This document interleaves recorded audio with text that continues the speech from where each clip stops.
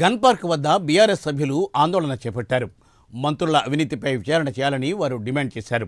Mining మాఫియాకు ప్రభుత్వం వత్తాసు పలుకుతోందని అన్నారు బీఆర్ఎస్ సభ్యులు. పొంగులేటి దోపిడీపై విచారణ చేయించాలని అన్నారు. అసెంబ్లీని తప్పుదోవ పట్టించిన సీఎం రేవంత్ క్షమాపణ చెప్పాలని అన్నారు.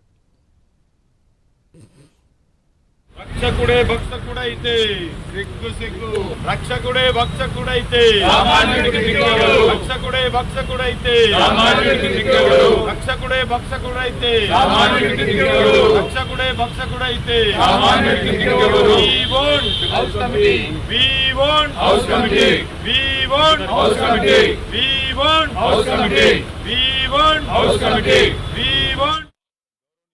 మా శాసనసభ పక్ష ఉపనాయకులు శ్రీ హరీష్ రావు గారు నిన్న ఈ రాష్ట్ర ప్రభుత్వంలో నెంబర్ 2 గా ఉన్న ఒక మంత్రి గారి క్యామ్ను ఆయన కుటుంబానికి సంబంధించిన కంపెనీ ఎంత దారుణంగా నిబంధనలు ఉల్లంఘించి అక్రమ మైనింగ్ కు పాల్పడ్డ విషయాన్ని ఆధారాలతో సహా, అది కూడా ప్రభుత్వమే ఇచ్చిన డాక్యుమెంట్లతో సహా బయటపెట్టేసరికి ముఖ్యమంత్రి గారు ప్రభుత్వం ఒక్కసారిగా బిత్తరపోయింది, ఒక్కసారిగా కలవరపడ్డది. మేము అడిగింది ఏంది? అక్రమ మైనింగ్ కు పాల్పడ్డ ఇతర సంస్థల మీద ఏ చర్యలైతే తీసుకున్నారో, ఎట్లా వారిని చట్ట ప్రకారం జైలుకు పంపారో, మరి రాఘవ కన్స్ట్రక్షన్స్ విషయంలో ఎందుకు అట్లా చేయడం లేదు?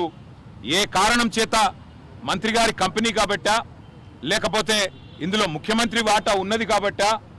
ఏ కారణం చేత మీరు యాక్షన్ తీసుకోవట్లేదు అని చెప్పి ఆధారాలతో సహా మొత్తం వాస్తవాలని మా శాసనసభాపక్ష ఉపనాయకుడు హరీష్ రావు గారు బయట పెడితే, నిన్న ముఖ్యమంత్రి గారు వచ్చి 2 విషయాలు ఒప్పుకున్నారు.